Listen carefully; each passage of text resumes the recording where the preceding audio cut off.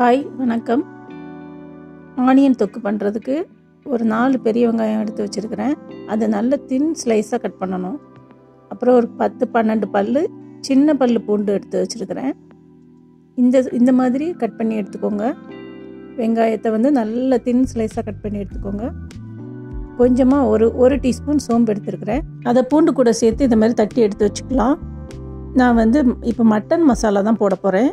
இந்த ஆனியன் தொக்குக்கு கொஞ்சமாக கறி லீஃப் எடுத்து வச்சுக்கிறேன். இப்போ ஒரு ஸ்டவ் ஆன் பண்ணி ஒரு பேன் அடுப்பில் வச்சுட்டு நல்லெண்ணெய் ஒரு 2 டீஸ்பூன் ஊற்றிட்டு அந்த தட்டி வச்சுருக்குறோம்ல பூண்டு சோம்பு அதையும் போட்டு கருவேப்பிலை போட்டு கொஞ்சம் நல்லா வதக்கி விட்டுட்டு இப்போ கட் பண்ணி ஸ்லைஸ் பண்ணி வச்சுருக்கோம்ல அந்த வெங்காயத்தை போட்டு நல்லா வதக்கிக்கலாம். இந்த வெங்காய தொக்கு தயிர் சாதத்துக்கு ரொம்ப நல்லாயிருக்கும். இப்போ ஒரு அரை டீஸ்பூன் உப்பு போட்டுக்கிறேன் வெங்காயம் வேகிறதுக்காக. மூடி போட்டு நல்லா வேக வச்சு எடுத்துக்குவோம்.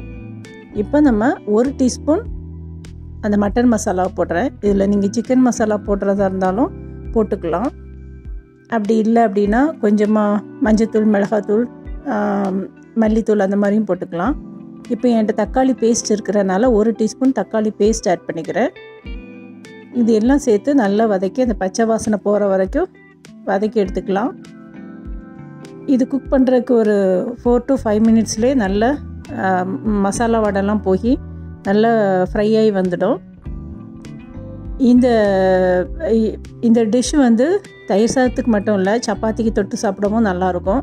சப்பாத்தி, பூரி, தோசை அந்த மாதிரி எல்லாத்துக்குமே நல்லாயிருக்கும். மெயினாக இது தயிர் சாதத்துக்கு ரொம்ப சூப்பராக இருக்கும். இந்த மாதிரி செஞ்சு பாருங்கள். உங்களுக்கு பிடிச்சிருந்துன்னா லைக் பண்ணுங்கள், கமெண்ட் பண்ணுங்கள், சப்ஸ்கிரைப் பண்ணலன்னா சப்ஸ்கிரைப் பண்ணுங்கள். தேங்க்யூ ஃபார் வாட்சிங். நன்றி, வணக்கம்.